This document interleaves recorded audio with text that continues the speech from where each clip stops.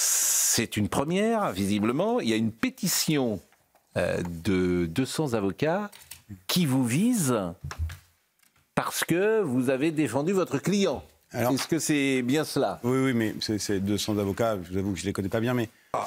Menteuse, vénale, hystérique, ces accusations lancées aux plaignantes lors du procès Gérard Depardieu participent à la remise en cause et à la culpabilisation de leurs paroles, engendrant une victimisation secondaire, dénoncent plusieurs professionnels du droit. Près de 200 avocats appellent la justice à ne pas laisser la place au sexisme en audience après le procès de Gérard Depardieu. Bon, j'ai dit ça parce que les gens ne sont pas au courant. Quand j'ai lu ça, franchement, j'ai dit, mais alors, Sabrina, vous étiez au procès, vous avez entendu ces mots, menteuse, vénale, hystérique, c'est ce qu'a dit M. Assous? C'est ce qu'a dit Maître Assous. Et puis, alors, on l'a remarqué, vous l'avez remarqué, Maître, c'est certain, puisque dans la salle d'audience, quand il y avait ces invectives par rapport aux plaignantes ou à leurs avocates, il y avait une sorte de comme ça, collectif, tout le monde s'offusquait dans la salle. C'était vraiment palpable qu'il y avait une forte tension lors de ces moments-là. Vous l'avez ressenti. Alors, vous avez la parole. Merci.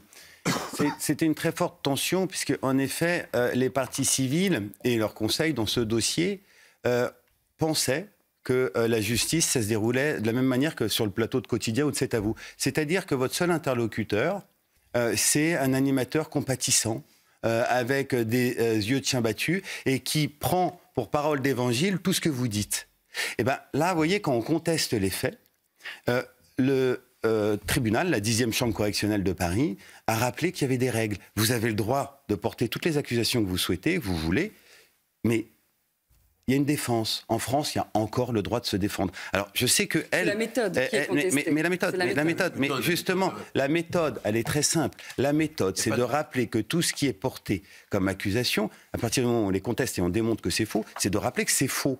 Et je n'ai aucune compassion vis-à-vis des gens qui mentent. J'ai une immense compassion vis-à-vis des personnes qui ont été victimes d'agressions. On l'a tous. Et les violences sexuelles, il faut vraiment lutter. Les violences faites aux femmes, les violences faites à tout le monde. Il faut faire en sorte qu'elles n'existent plus ou qu'elles qu'elles se répètent le moins possible. Mais vis-à-vis des gens qui portent des accusations qui sont fausses, oui, la réaction est violente. Et la violence qui est la plus forte émane de la vérité. C'est-à-dire qu'elles ont été démasquées. Et on a pu démontrer que tout ce qu'elle soutenait était totalement inexact, inconciliable à la vérité. Et là, en effet, c'était très gênant, malgré les 200 soutiens qui étaient dans leur salle. Et je tiens à préciser juste une chose pour vous montrer.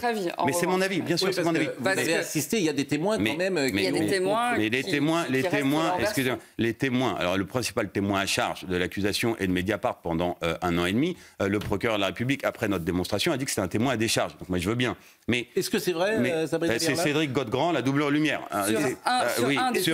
Sur un des témoins, mais il y en a 3. Mais les deux autres, parlons-en des deux autres. Les deux autres, elle dit qu'elle n'a rien vu à part que cette Amélie Kinn parlait avec Gérard Depardieu. Et comme il était, lui, dans une espèce de fauteuil, en effet, elle était entre ses jambes. Elle n'a pas vu d'agression. Et la troisième, elle dit qu'elle a vu une agression, mais elle était moins loin que vous l'êtes de moi, alors que, soi-disant, Gérard Depardieu hurlait des insanités quand on lui dit « Vous avez entendu quelque chose ?» Non. Bon, excusez-moi, ça vaut pas grand-chose. Tout ce que dit Maître Assous, c'est vrai? Oui, c'est vrai. C'est vrai qu'il s'appuie sur des détails très précis. Excusez-moi d'être précis. Et alors, confronté à Maître Assous aussi le trauma de ces victimes. Il y en a pas. Ce ne sont pas des victimes, qu'on soit bien d'accord. Ce sont des accusatrices. Non, il n'y a pas de présumées victimes, ça c'est une invention journalistique. Il y a des présumés innocents et il y a des parties civiles. Bon, non, c'est pas ça. Mais je vais vous dire juste une chose. Je coupe mon confrère Collin, mais il me pardonnera. Juste une chose. Vous savez, avant couper. Mais sous le contrôle de M. Gilbert Collin, qui a défendu énormément de vraies victimes. Vous avez déjà vu et de vrais salauds. Et des vrais salauds. Mais vous avez déjà vu des victimes qui s'opposent systématiquement à toutes les demandes d'actes qui permettraient la manifestation de la vérité. Une reconstitution, l'audition de témoins, un déplacement sur les lieux. Tous ces actes-là démontreraient de manière irréfutable, impartiale, incontestable. Mais le tribunal peut le décider. Mais moi, je l'ai demandé. Le tribunal a dit qu'il allait statuer là-dessus. Mais normalement, n'importe quelle vraie victime s'associe à ces demandes, à l'œuvre, à la manifestation de la vérité. Puisque vous dites vous-même... Oui, mais non, vraies victimes, parce que pour moi, ce ne sont pas des victimes. N'importe quelle partie civile, nous, les avocats, quand on est avocat de PC, enfin de partie civile, on fait que ça, des demandes d'actes pour que la manifestation de la vérité éclate, pour que ça soit incontestable. Jamais on s'oppose à cela. Maître Assous, là, ce sont systématiquement... Maître Assous, on met sur pause, d'accord? Jusqu'à ce que M. Pro méchamment m'interrompe, je vais essayer de dire 2 mots. petit a, tout ce que les avocats peuvent dire en dehors de l'audience n'a strictement aucune portée, parce que le seul qui a la police de l'audience, c'est le président. Si un avocat tient un propos qui relève du Conseil de l'ordre. Bon, non, mais c'est pas, on a compris. Non, mais c'est évident ce que vous dites. Le président, oui, mais là, il y a eu un acte qui a été donné. Non, il n'y a pas eu de... Bon, il y a un propos. Il y avait un membre du Conseil de l'ordre qui était présent systématiquement et personne n'a considéré qu'il y avait la moindre violation d'obligation de À aucun moment, il a été acté qu'il aurait... Bon, alors, c'est quoi ce procès que font 200 avocats inconnus et qui le demeureront, à part l'article du Monde, hein, bon, c'est quoi ces avocats qui, en dehors d'un procès, viennent faire le procès de la parole d'un avocat? Non mais, moi je suis indigné, c'est insupportable. Un avocat, il dit ce qu'il veut. Et pour défendre son client, il a tous les droits. Moi je suis allé très très loin quand je défendais. J'ai traité une fois une partie civile à l'audience de salope.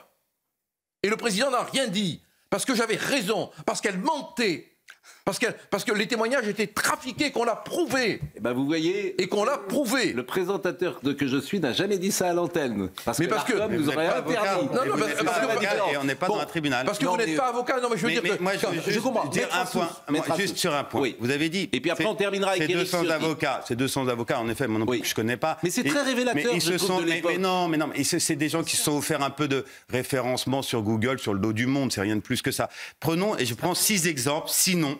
d'avocates, je fais exprès de prendre que des femmes, qui sont reconnues de manière incontestable comme étant brillantes et qui, elles, n'ont aucune tolérance vis-à-vis de moindres propos sexistes ou vis-à-vis de tout excès de la défense. Je vais vous prendre Caroline Tauby, Jacqueline Lafont, c'est pas que mes amis, Marie Dosé, Emmanuel Kneuzé, ou alors Marie-Alix Canu-Bernard ou Corinne Dreyfus-Schmidt, est-ce qu'elles sont signataires? C'est-à-dire que tous ceux qui font vraiment de la défense, qui savent comment ça se passe et qui connaissent leur dossier, personne n'a signé cette tribune. Moi, c'est me faire beaucoup d'honneur que de m'accorder autant de place. Mais c'est très révélateur. Ce sont des gens qui signent une tribune. Chez vos confrères de BFM, j'ai croisé une consoeur qui disait « Ah oui, j'ai signé la tribune, c'était super ».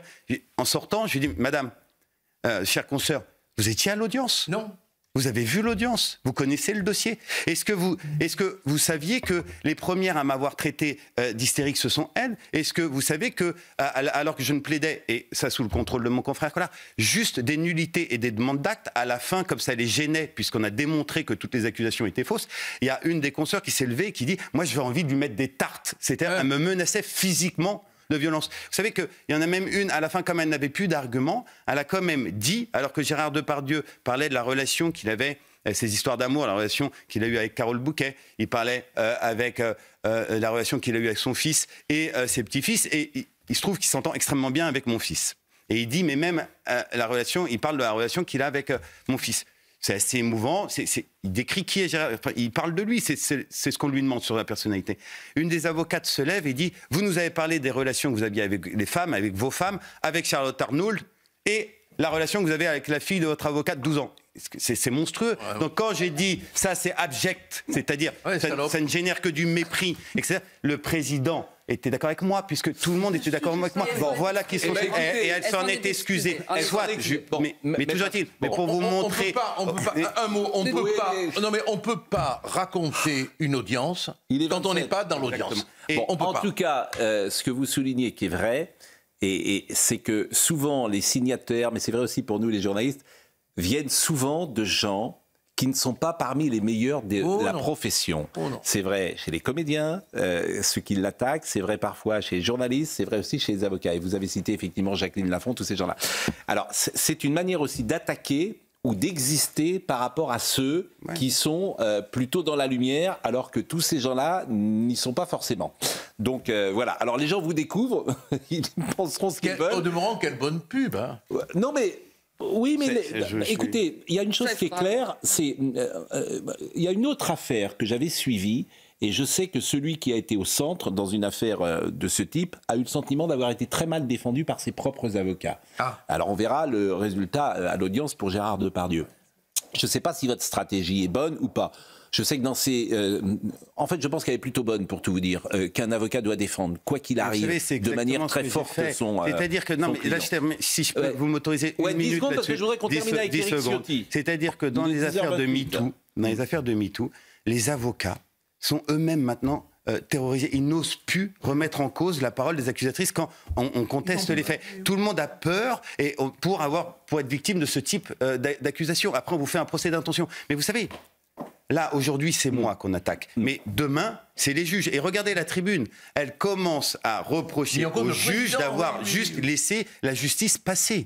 Et c'est ça qui est très dangereux. Ces gens-là sont extrêmement autoritaires, extrêmement dangereux. Et leur modèle, c'est vraiment le totalitarisme. Je vois même certains de mes confrères sur les plateaux. J'ai vu un confrère, par exemple, lorsque c'était, je crois, un homme politique qui était attaqué par une jeune femme, il ne faisait que répondre et il l'accusait en plateau d'être sexiste dans sa réponse, etc. Parce que beaucoup de gens ont peur et ils ne sont pas très courageux. 10 secondes pour terminer et après Éric Ciotti. Et particulièrement ce procès, au cœur de ce procès, il y avait la question du féminisme. D'ailleurs, une des avocates s'est annoncée féministe dès qu'elle a commencé sa plaidoirie. Il y avait c'était la dominante. Bon, Collard a raison, la parole est libre à l'audience. Je suis avocat aussi, je suis scandalisé par des avocats qui s'en prennent à Assous et c'est André Valigny qui le dit. André Valigny, à mon avis, il va terminer au Rassemblement National. Non mais il est bien, André.